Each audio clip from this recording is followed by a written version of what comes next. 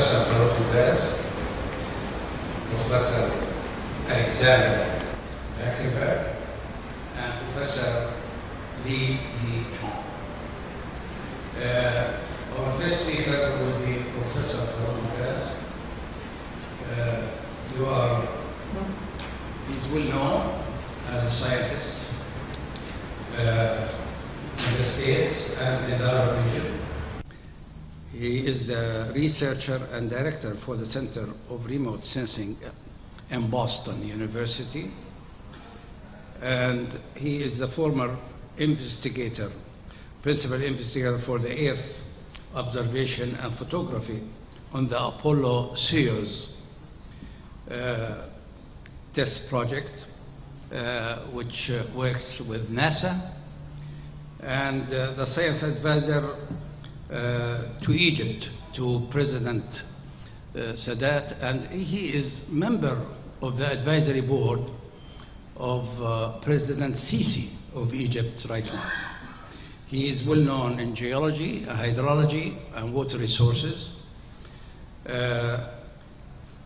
His fame came from the NASA work on the Apollo-Soyuz.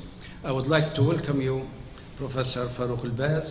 His lecture will be on the use of space technologies for natural resources and exploration and management. Myself and Mohammed Hassan, we will monitor this talk. After his speech, we'll go to the second and third speakers, and then we will open the floor for discussion and question to the three speakers. Farouk. It's the least amount of rainfall anywhere in the world. And go ahead. Yeah.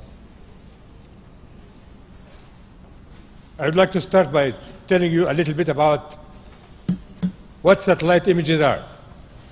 Basically, you wait for sunlight to hit the Earth, and then it is reflected, or if it is not sunlight, it's a radar wave that hits the surface of the Earth and gets reflected back, and we measure that reflection, the back reflection, and then look at it and interpret it, enhance it, do all kinds of things to it, until we see what is it that we can learn from that specific view. So it is views of the Earth and the different parts of the what we call the electromagnetic spectrum. And that is something that would change from the wavelength of X-rays all the way to the TV and radio, with a very small segment there in the middle, which is the visible. And the visible is basically you have the blue and green and red. These are components of the white light, and they are part of that electromagnetic spectrum. And in remote sensing, we apply all of the segments of the electromagnetic spectrum so that we can understand the complete properties of the Earth based on the way the surface materials reflect or interact with some of these rays, whether it's X-ray, radar, and blue light, red light, and so on. And in the visible, that small range in the middle, these are the pictures that we see, and these are the pictures that you and I take with our phone, and all of the pictures that we see this is in the visible part of the electromagnetic spectrum, which is something that results from the sun solar radiation that's reflected back into this blue, red, and green. And here is a view of the Earth from the Apollo 11 mission, and you can see very clearly the borders of Africa and the Arabian Peninsula and a little bit of part of Asia. And the astronauts, while they were on the moon or on the way to the moon or back from the moon, they always wondered about this fact that the only part of the Earth that they actually recognize the geology or the geography of is the Middle East or Africa, because of the lack of clouds. So you can see very clearly here the clouds cover a great deal of the north and the south and all of the equatorial portion, but the north here, north of the equator, you can see all of North Africa and the Arabian Peninsula. This is the Persian Gulf, and Iran. And here is a little bit of South Africa, meaning that it is nearly always free of clouds. And we utilize the fact that it is always free of clouds, which makes it much easier to actually look at from space. And the fact that it is free of clouds also tells us something else. Tells us something that relates to the amount of solar radiation that reaches that place. You can very clearly here see the borders of North Africa. There is the Red Sea, the Arabian Gulf, and you can see very clearly the details of the surface region, which is the largest desert on Earth. And this largest desert on Earth is also the driest place on Earth, or includes the driest place on Earth. We compare the dryness by measuring the aridity index. That aridity index is the relationship between how much solar radiation comes to the place in relation to the rainfall. And that is the relationship here. And the yellow color in all of North Africa right here, this yellow zone, which includes part of Egypt, part of Sudan, and part of Libya, that is the driest place on Earth, and the line around it is marked here 200. And 200 means that the solar radiation is capable of evaporating 200 times the amount of rainfall, meaning the rainfall is so tiny that the solar radiation, if the rainfall was 200 times the amount that received by Earth, the solar radiation is able to evaporate it. And that is why it is the driest place on Earth. And then you can see the rest of the colors. These vary from 50 to 100 or 10. This means that it is a peculiar part of the Earth. It's a very special part of the Earth. It is unique because the dry places in other places in the world are very different and much less dry than this corner of Northeast Africa. For example, the driest place in North America is in the state of California. It is called Death Valley, Wadi al-Maut. Death Valley because it is so dry and miserable. So it's called the Death Valley. And the dryness number for Death Valley is 7. And the driest number of all our desert here is 200. This is how dry can be. Now this dryness makes it very clear that there will be absolutely no vegetation, because vegetation cannot exist without water. So if there is dryness and there is no rain, then there will be no vegetation. And that's why you see in our deserts that there is very little. Very little. So you can see the effects of the wind coming in from the north and going towards the south. The wind always comes from over the Mediterranean, veers into to the right, and it comes in from the north towards the south. All of these lines are lines of sand dunes. All of these lines here are lines of sand dunes. So because the wind comes from here and veers like this and comes in like that and actually turns in like that. So it's a circular motion like this. And this is how all of the lines of the sand dunes are coming this way around high topographic areas. High topographic areas, I'm going to show you that one here, right here, which is called the Gulf Kebir Plateau. This is just about the border between Egypt here, Sudan here, and Libya here. So near the border between Egypt, Libya, and Sudan. And there, what you see it like this, the Gulf Kebir Plateau. One of the first things that we noticed when we looked at satellite images of this region is the fact that on the border of the plateau, which is about 300 meters high, you can see these pieces of dry valleys, dry, eroded courses of water. Actually, when we saw things like this on the planet Mars, when we first took pictures of Mars, this was the first time that we realized that the planet Mars had water, because this kind of geographic feature cannot form except with running water. And this meandering is part of the erosional ability of water. So when you go there and you see this, then you can see that there was a great deal of water that actually formed all kinds of rivers and streams. in this kind of very dry environment, what you mean rivers and streams? So there must have been rivers and streams in the past, not today, because today there is not enough rain to form these kinds of features at all. And indeed, in some of these valleys we find very thick clay deposits from the deposition of lakes, meaning that this is a lake deposit and it can reach up to 24 feet, meaning that there was quite a bit of water for a deposit to form in 24 feet. Nearby we see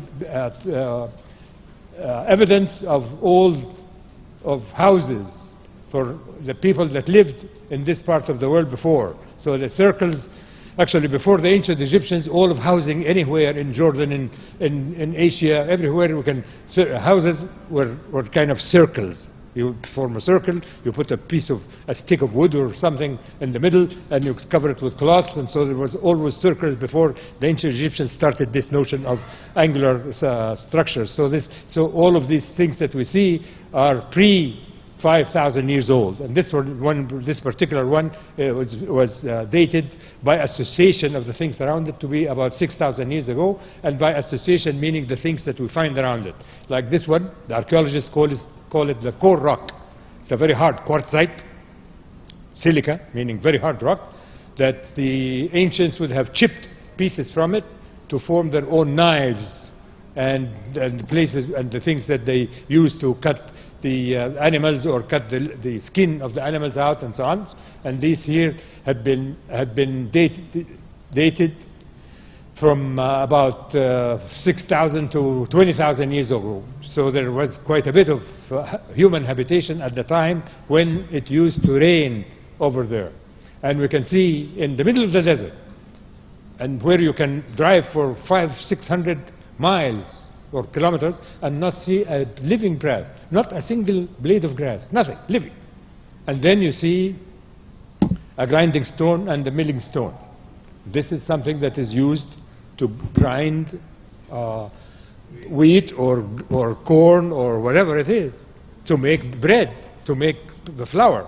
So what was that when you're in the middle of nowhere and you can see this, when you realize that, it must have been from some time ago, when it used to be of all kinds of things. And indeed we can find ostrich eggshells all over the place, particularly in a place between the border between Egypt and Sudan.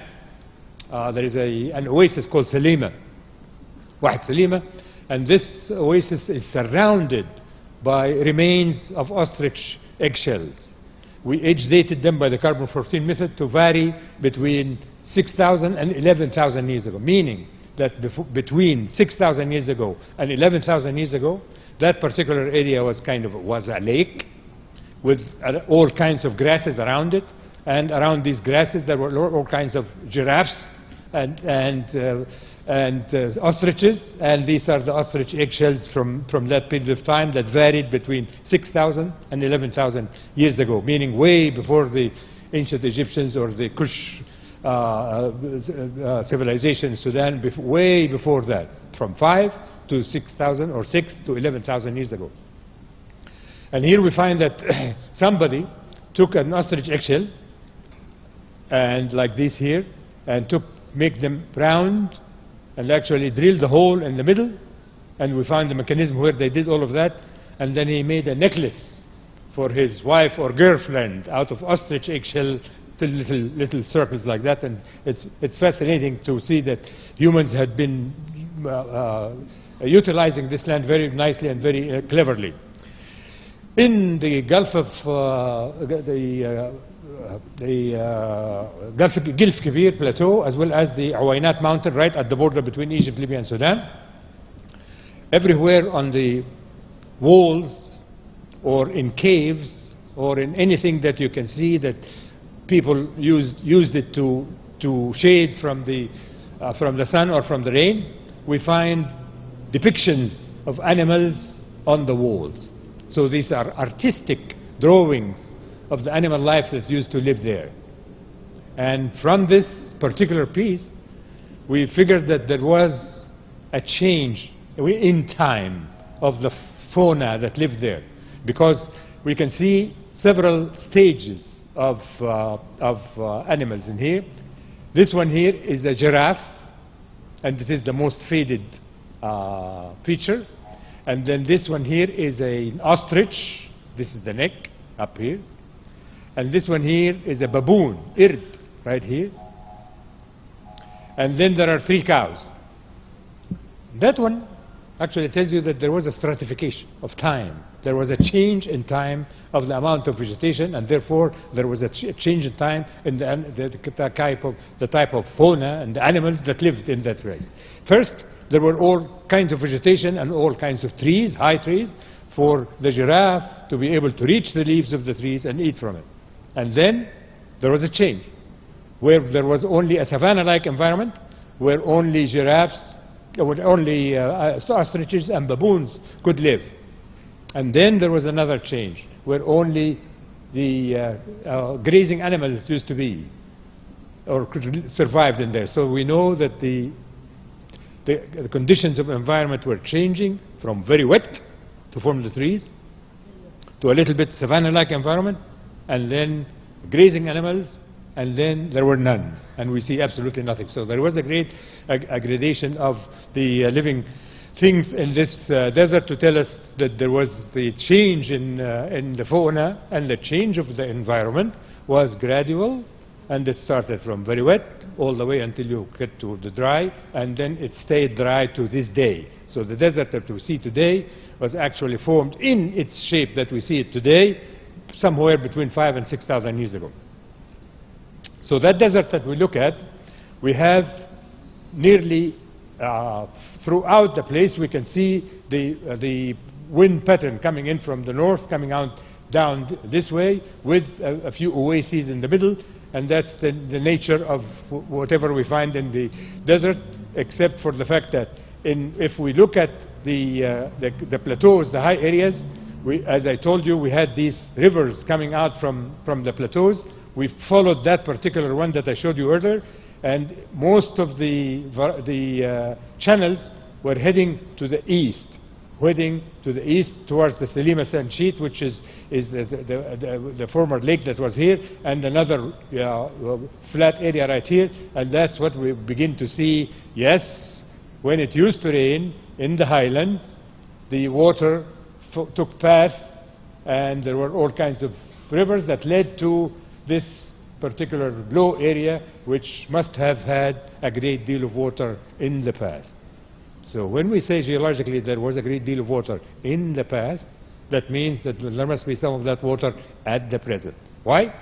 Because when the water lies on top of the ground, if that ground is porous, or the material, the layer beneath that water is porous, then the water will find its way through the pores of that rock and will remain there, and it will stay put. Meaning that if you find in the desert old drainage patterns, old wadis and old passageways for water, then the places where these wadis lead to must have been places for storage of water, because must have been a kind of a lake at the time when it rained a lot at that time. And this is where we see in this particular area where this, we interpreted this area right away that there will be groundwater in here. And as soon as we did that, the pictures that we took from radar showed us this kind of topography in 1982. I took this to the Minister of Agriculture, who was a good friend of mine, Yusuf Wali, for those who know. And I started telling him that we need to begin to examine this place in case there is water enough for agriculture. So he said there is absolutely, I asked all of the people in the ministry and so on, there is absolutely no way that this kind of desert would have any groundwater. I said, okay, but let's drill one well to see, check. Anyway, it took me 13 years to discuss with the Minister of Agriculture, who was a good friend of mine, to try to convince him to drill just one well to see, because everybody else said there is no way. It is a desert area. There is absolutely no water. Couldn't be. Every time I go to Egypt, I'd go visit with him and sit down and talk to him and show him something and discuss it. And 13 years. Finally, in 1995, he said, I was once entering his office, And even before I shook hands with him, he said, I'm going to drill 2 wells to shut you up. So they did. And the water came rushing, because there is a great deal of water there. It is very sweet water. It comes out from the ground nice and cool. It has absolutely no salts. It's cleaner than Nile water because it has not passed through all the cities and towns and villages the Nile has to go through. It is just, there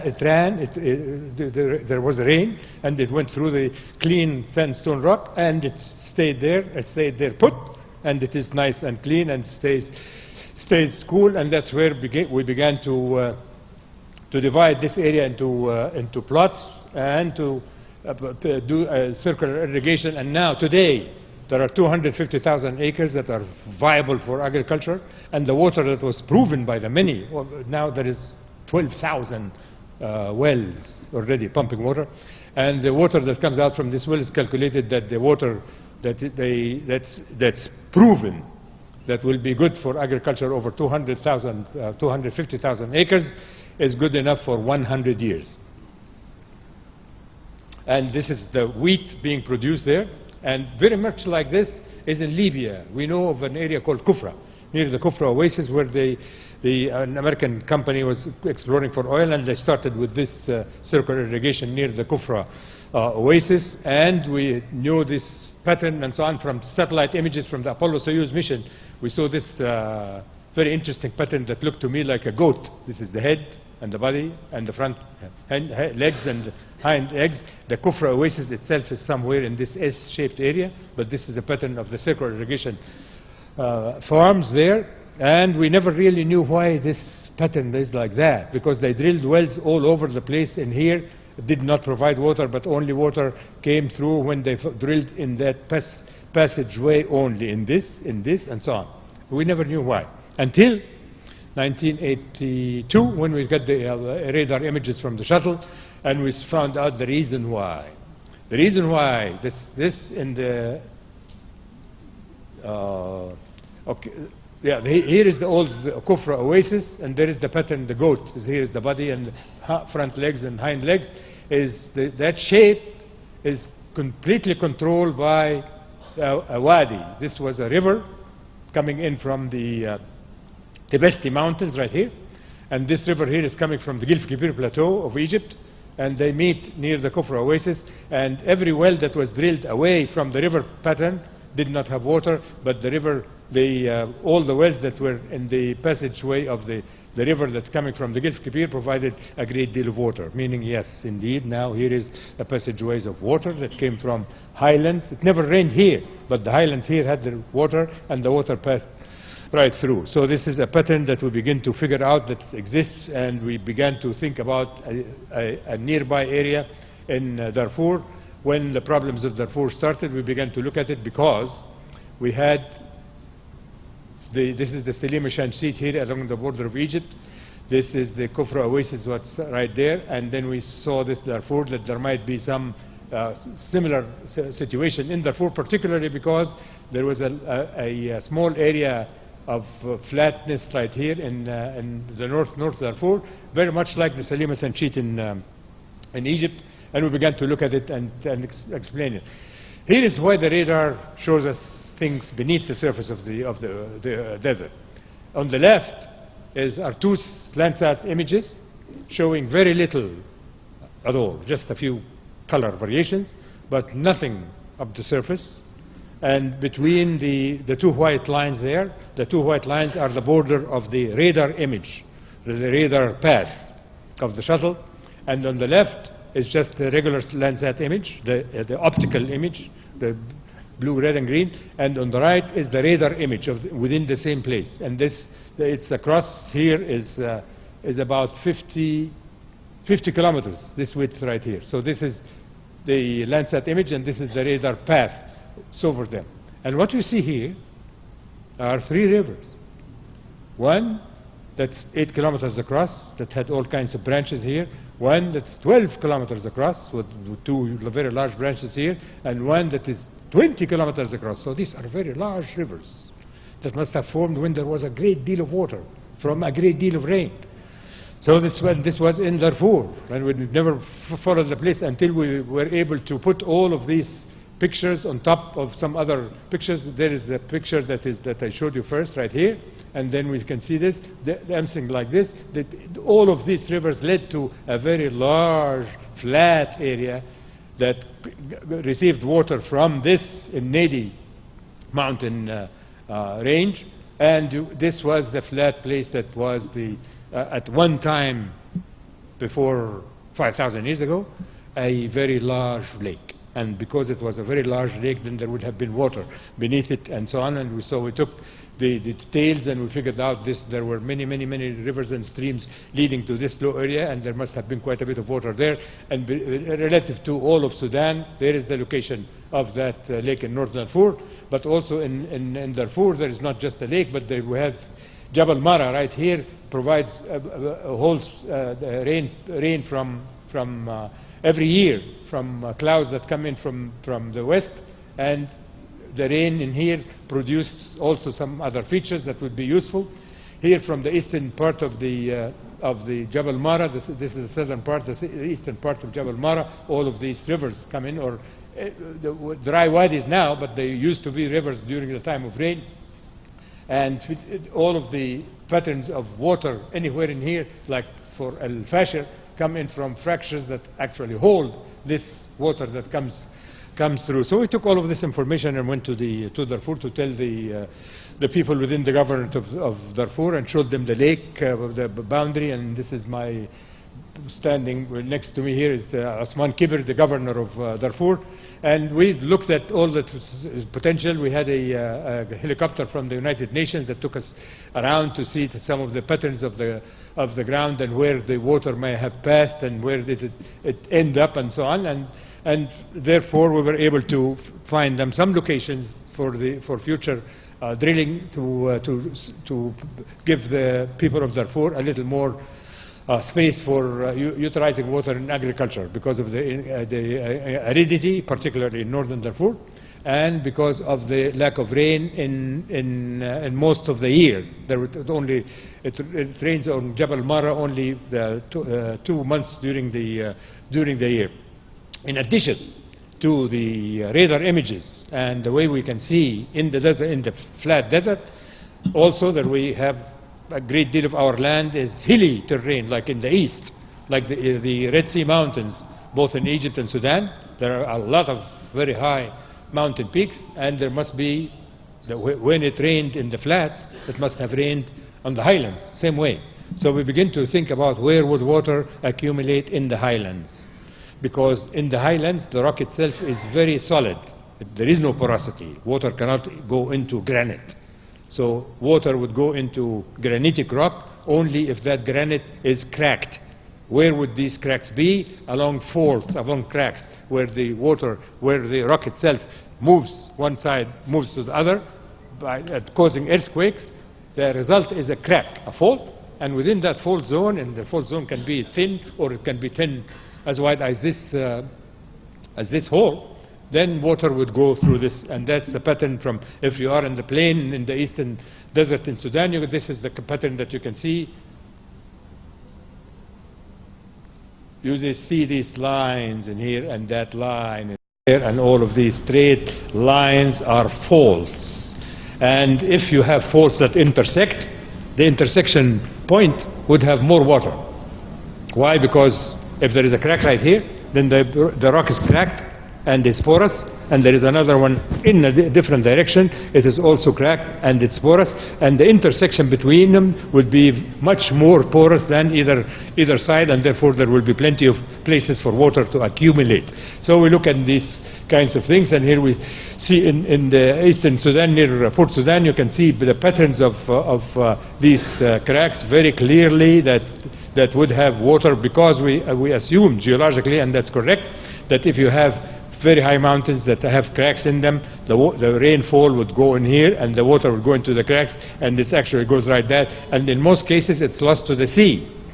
So the water can go out in that sea unseen. It is just released like that. And we have we figured out that some location like that, and this is the fault line right there.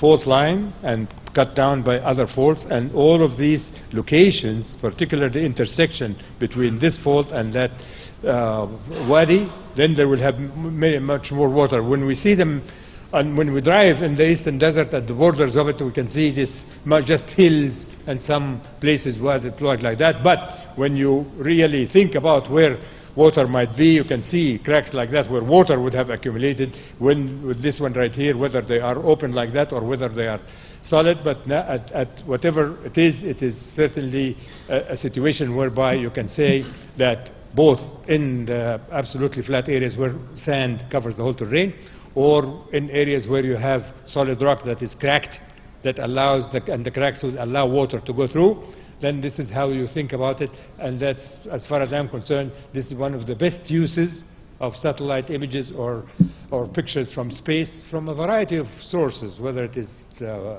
regular photography, whether color film, or whether it is UV or IR or radar. What we get out of it is a better picture on the way the terrain used to be in the past, and therefore we'll be able to figure out if there is water here, where would it be accumulated and why, and therefore we can be able to get it for use today. Thank you very much.